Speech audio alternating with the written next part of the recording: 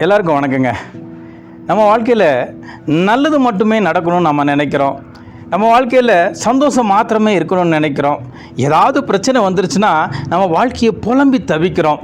வாழ்க்கைங்கிறது இன்பமும் துன்பமும் இணைந்தது தான். அந்த இன்பம் மாத்திரமே ஒருத்தருடைய வாழ்க்கையில் இருந்துச்சுன்னா அந்த இன்பத்தோட வேல்யூ தெரியாது. பாருங்கள், சூரியன் இருக்குது.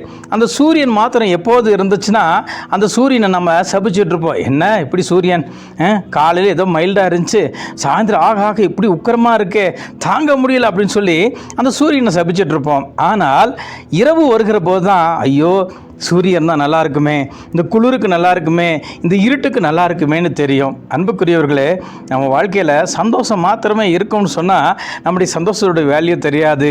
நம் வாழ்க்கை இன்பமும் துன்பமும் இணைந்தது தான்.